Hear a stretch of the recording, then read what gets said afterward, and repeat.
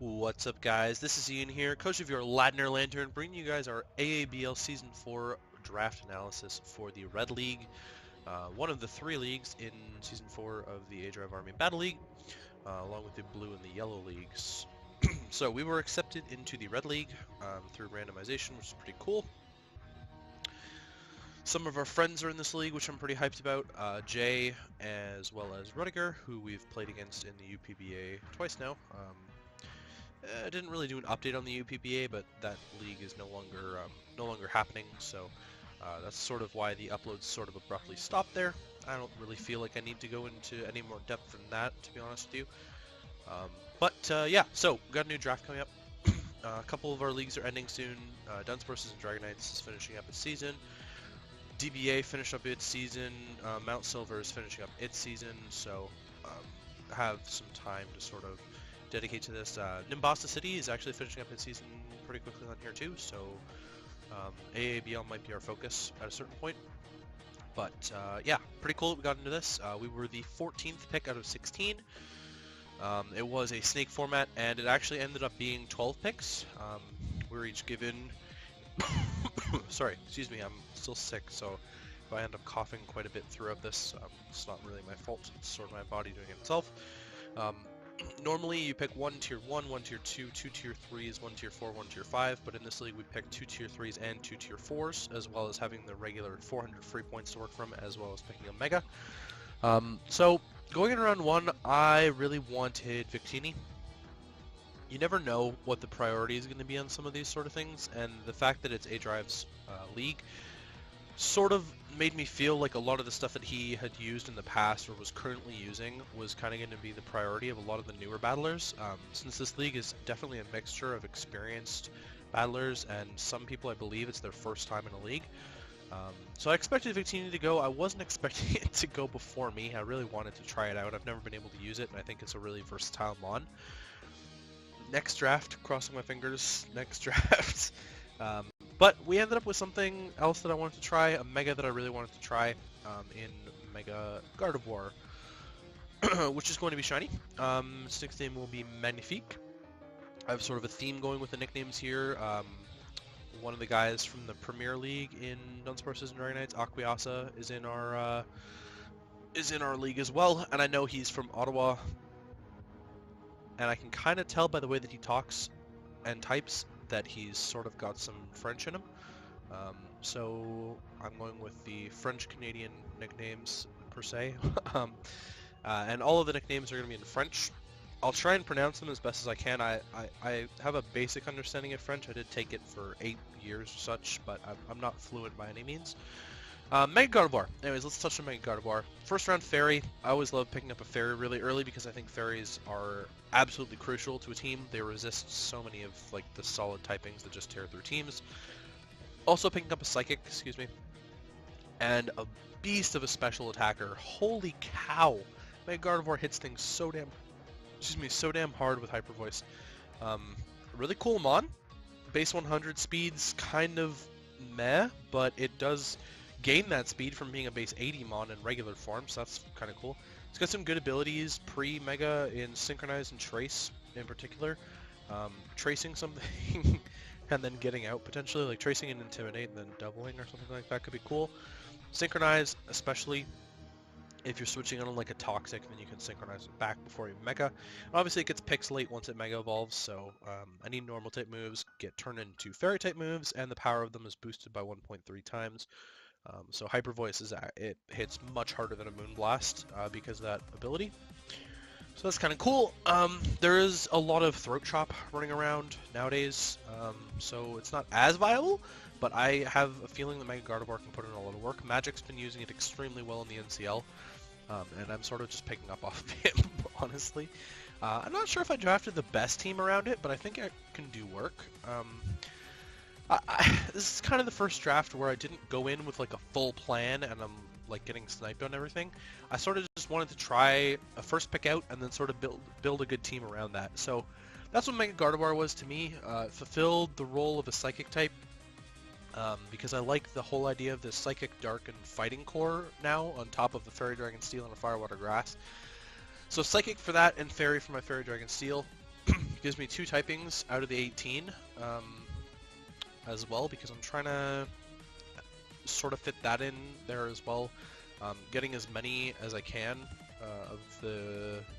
of all the typings so that I have everything covered. Mega Gardevoir, really good pick. I think it'll be good. Spam Hyper Voice, that's pretty much it. Next up is going to be a round 2 pick, which is actually Rotom-Wash, Machine à laver, or washing machine in French. I chose very, magnifique means beautiful, I believe, or gorgeous. For Mega Gardevoir, sort of the idea that I was going for is very blatant names, sort of in French. Rotom's going to be shiny too. I think it looks kind of neat, shiny in the wash form in particular. I've never been able to use Rotom-Wash, and it filled a lot of the check boxes that I wanted. I love building around pivoting, and Rotom-Wash is a really good defensive pivot as well as Volt Switch user. So lots of momentum gaining abilities there. It can cripple things with Will-O-Wisp. Be annoying with Pain Split strats. It's a defogger. I needed some removal, obviously, at some point, so getting a defogger was really key there. It's also a bulky water type, which helps out, and it's an electric type, so it kind of filled a bunch of filled a bunch of boxes for me on my checklist here.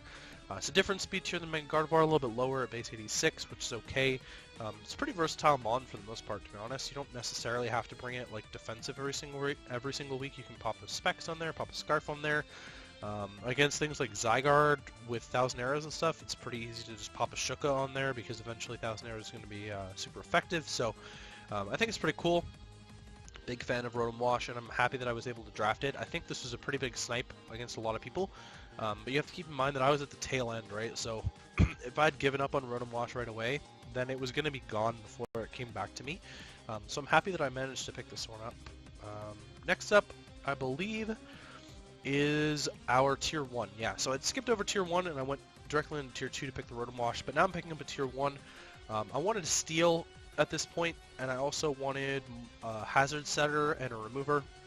It needed to be a different speed tier than both of them, which it is. And I wanted something that was sort of able to tank hits for Mega Gardevoir, if that makes sense, or set things up for Mega Gardevoir. It's kind of the purpose of a Steel type, so I ended up picking up Skarmory. Well, aCA, I believe it's Blade? Maybe just ignore the name. I definitely came up with something and then I forgot what it was. Excuse me. Sorry.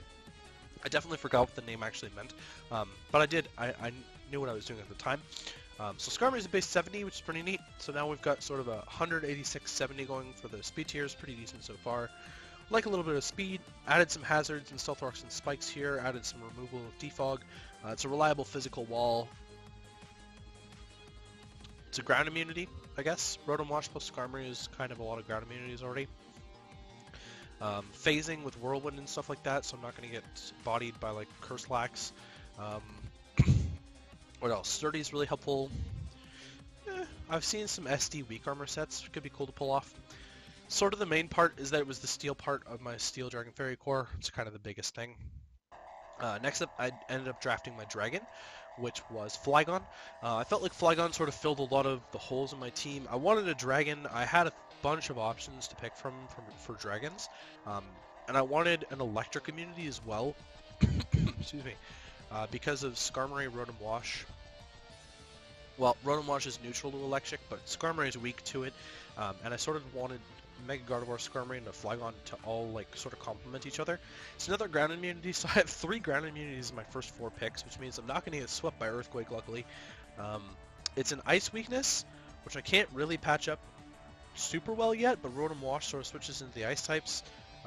Dragon weakness, again, Skarmory and Gardevoir sort of deal with that, but most of all, I appreciate Flygon for its ability to set up. I didn't really have a ton of setup before this. Mega Gardevoir can click Calm Mind, but Flygon's a really good Dragon Dance user, it's a good Scarf user, Life Orb user, Z-Move user. Excuse me, that'll come to effect later. The only problem I had with Flygon is that it is another base 100, which kind of was annoying. It's some more hazard removal, so now it's another defogger, so I have 3 defoggers right now. It's a U-turn user, which is really cool, so it adds to my sort of my core there, and it's a dragon type for the Dragon Fairy Steel Core. It's going to be named Mouche, which means fly in French, which is kind of what I picture Flygon as, is a fly, just sort of a giant fly. Round 5, I think I grabbed this one first. Well, we'll see what it is. Round 5, yeah. So I grabbed Incineroar. I felt that Incineroar was criminally under-tiered in Tier 4. The fact that it gets Intimidate now means this thing's not a Tier 4 Pokemon. Despite its base 60 speed, and you can see where I'm going with this, I'm sort of getting slower as I draft more. It's a good fire type, it's a really good dark type too. I really wanted to pick up a good dark type to be able to tank those ghost hits that my Gardevoir doesn't like, and I didn't have a good switch into them yet. The fact that it's a Tier 4 in round 5 is kind of surprising, maybe, because I could have grabbed like some sick free picks or something by now, but I felt, I put a lot more, what's the word that I'm looking for? Emphasis, prioritization, I guess, on picking up Incineroar as soon as I could.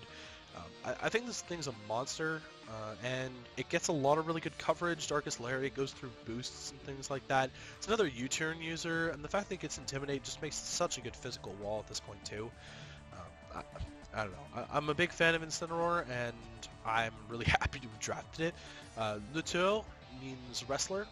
I probably butchered the pronunciation, but it means wrestler in French, which is what Incineroar is. It's wrestler. Yeah, big fan of Incineroar. Honestly, no complaints from me. Fills out the fire in my Fire, Water, Grass. Fills out the dark in my Psychic Dark Fighting.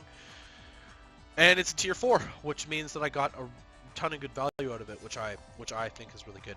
Next up, I picked Serena, which was a huge snipe to a lot of people. Everyone loves this Pokemon in draft format. I think it's really good in draft format. The fact that it lasted to round 6 kind of shocks me in the first place. Les Anges mean the hips. Sort of just talking about Serena's hips. It's another U-turn user, which is great. Fills out the end of my Fire, Water, Grass core. It's more removal with Rapid Spin. Blocks priority with Queenly Majesty, which is super cool. It's a base 72 speed, so you know it's fitting into my speed tiers nicely, kind of. Just above Skarmory. It's more likely to run speed than a Skarmory is.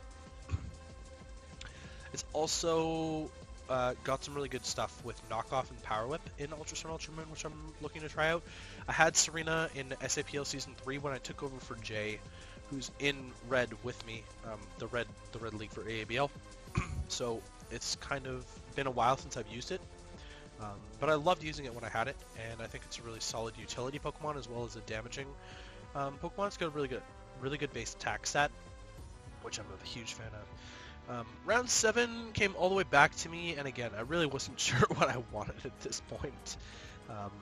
I've kind of just been going with the flow, kind of figuring out what tier I want to grab something in, and if it fills what I need left, if it fills a speed tier that I need still, if it gives me more utility, etc., etc. So I ended up going with a Selgor. I'm a big Selgor fan.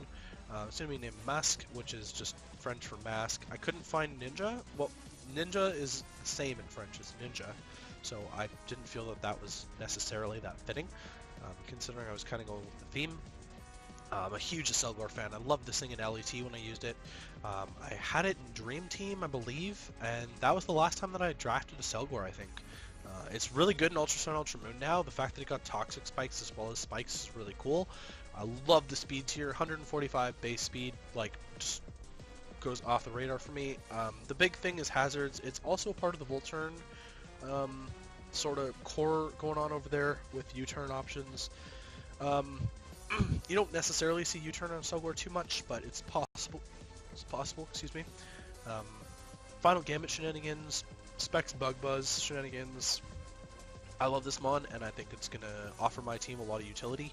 It's going to free up Skarmory from being a hazard setter a few times, probably. It gives my team a lot of needed speed as well.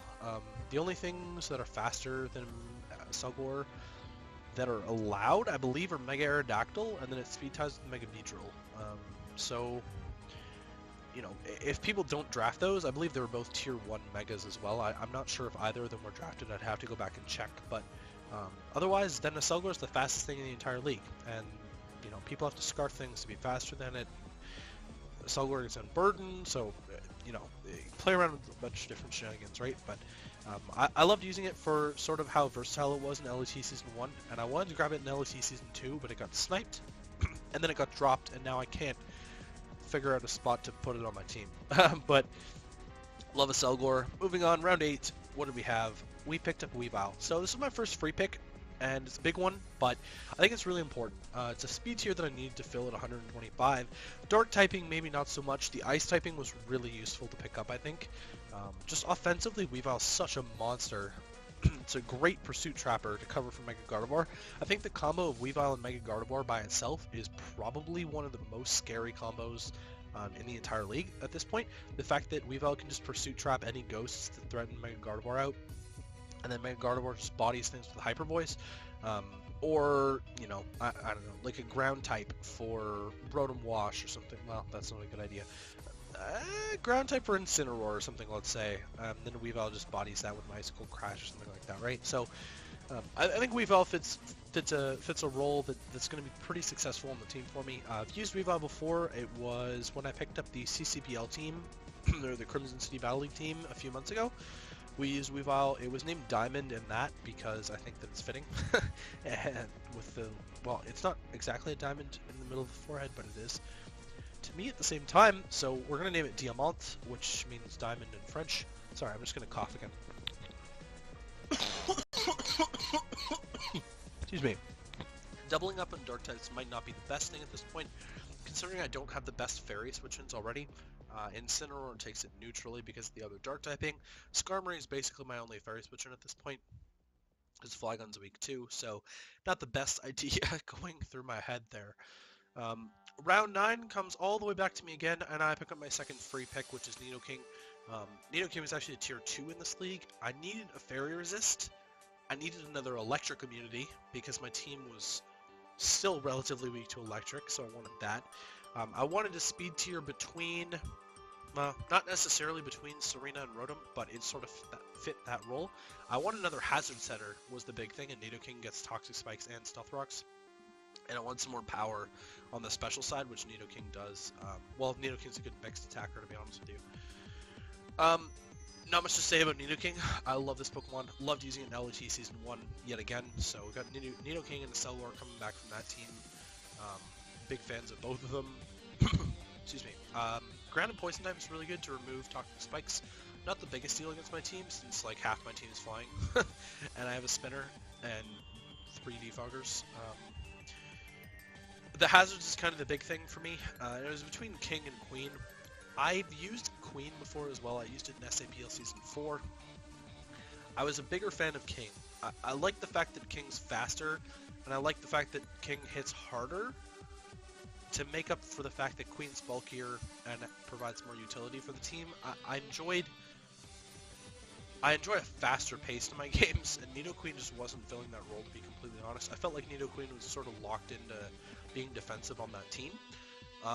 Nidoking is a king, obviously, and Roi in French is king, so that's kind of what Nidoking's going to be. Next up, in round 10, I grabbed my tier 5. This is a mod I've used in NCL, and I've seen it have a lot of success on other teams as well, in various other leagues, and I ended up grabbing Girder, Constructeur, which just means construction worker.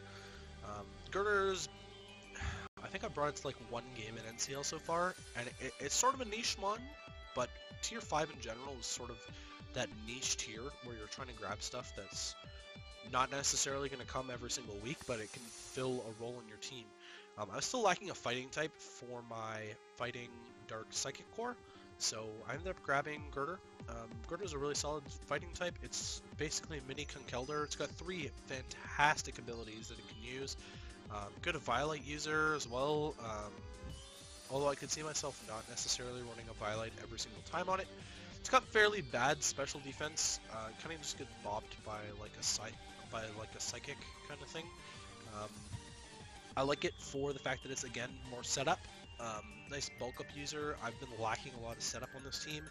It's limited so far to like SD Weavile, which you don't see very often, Combine Mega Gardevoir, which you don't see very often, Dragon Dance Flygon, and like SD Skarmory, which you don't see very often. So my team's not very heavy in the setup, and I'll let you know now, I didn't really draft more setup.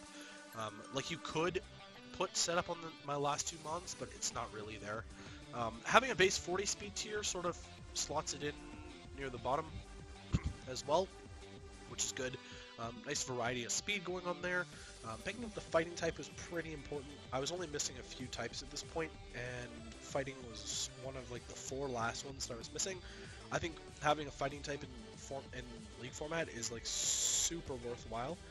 More priority with Mach Punch. I don't have a lot of priority so far. I have like Mach Punch, Girder, Ice Shard, Weavile, Sucker Punch, Nidoking, Fake Out Incineroar, Water Shuriken, Accelroar. That's quite a bit of priority actually. That's more priority than I thought I had. Yeah, so Girder's going to be pretty good for the team, hoping that it works out. Round 11, it came back to me. This was actually just today, and I wasn't around to make this pick, but I sort of had 2 in mind that went together. And so I ended up getting the first one, and the second one got sniped, and we'll talk about that in a sec. But the first one I grabbed was Dusclops, Fantôme, which means ghost in French. Dusclops is a really solid utility mon. Technically it gets Calm Mind. I don't know if I would ever run that set. It's not a good attacker by any means. It's a really good, another good Violet user, along with Girder. My team is reasonably weak to knockoff at this point, I'm not going to lie. But Accelroar is a switch into knockoff, kind of. I have 2 dark types that are switching into knockoff, kind of. So I'm fairly okay with where I'm at with that. Dusclops is a Trick Room setter as well. It's the slowest mon on my team. Spoilers, my last mon is not slower than Dusclops. Wow, big surprise. Dusclops is base 25. Trick Room Girder sounds like a huge threat to me. Trick Room Incineroar potentially is a huge threat that it sounds like to me, so I do have the speed control option there. Will-O-Wisp Burning is really solid. Nightshade Shenanigans, obviously doing 100 HP, level 100. The league is at level 100, I believe, so Nightshade Shenanigans are there as well. It's kind of just a status spreader and a hit absorber. Gets Pain Split for some recovery. I was considering Dusk Noir over Dusclops, but I ended up deciding that Dusclops was going to fit my team better just based on the other tier, the last tier 4, the Pokemon that I wanted, which was Cinccino. And Cinccino, of course, got taken the pick right after I take Dusclops, so I should have taken Cinccino first. I don't know. I could have just like left the picks to when I got home, but I didn't, and so Mod put them in, and it's not the Mod's fault at all. Like, I just wasn't at home to make these picks. So, anyway, Cinccino got sniped, and then it was stuck on me, and then I ended up picking Cinccino's little brother, or big brother, the better Cinccino, essentially, in Ambipom. I've used Ambipom before in UPBA Season 1. I believe I drafted in UPBA Season 2 as well. It's a pretty solid Pokemon, honestly. Fills the speed tier that I was looking to fill between 100 and 125. More Volt Turn, more priority with Fake Out Shenanigans. I also needed a normal type pretty badly to switch into Ghost attacks because despite the fact that I had 2 dark types, both of them are fairly frail on the special side from what I imagine. So I kind of wanted that to switch into Ghost. That's about it. Ambipom's pretty utility. Technically it gets Nasty Plot. It's not really the best setup on. I don't know. It gets Tail Slap now, which is pretty cool, so that kind of just rounds out the draft, to be honest. I didn't really have a lot to talk about with the last few picks, but they're very niche Pokemon that fill different roles, different games. I think Ambipom is kind of a sleeper pick in round 12, of all things. I would imagine that Ambipom should have been picked before Cinccino, and I'm kind of on the Cinccino grind. I have it in a few leagues now, so I wanted to run Cinccino again, but this is fine. So that's the team. Lastly, we'll talk about Z-Captains. So there had to be 2 from any tier, and there has to be 1 from tier 5. I just put the Dragonium Z on there to sort of show you what a Z Crystal looks like if you've never seen one. Ended up grabbing Flygon and Weavile as my any tier Z Pokemon. I think Weavile is really useful as a Z Pokemon. It doesn't necessarily need a boosting item all the time. I didn't really have another good choice, to be honest with you. Maybe like Incineroar would have been good. I feel like Nidoking would have been a really bad choice because Nidoking is sort of, you're throwing a Scarf, a Life Orb, or like a Berry on there every single time. Rotom's a horrible Z user, Skarmory's a horrible Z user, Serena could have been an okay Z user, Accelroar, bad Z user, Ambipom's kind of a bad Z user, it's okay. Flygon's a really good Z user though, especially with Steelium Z. make sure that you can kill those fairies that are walling it. And then in Dusclops, there's no restrictions on the Z moves outside of Omni Boost, so Z Memento is fair game, and I'm going to abuse it if I can. Garter's a really bad Z user in my opinion, just like Conkeler in the first place, but Dusclops can get away with not running a Violite because of its natural bulk, and I feel like Dusclops can Z Memento on people. So that's sort of the play. That's my team, and that's the draft. So this is the aABL Season 4 in the Red League draft. Excuse me, in the Red League draft, and I will see you guys for Team Builder for Week 1, I guess.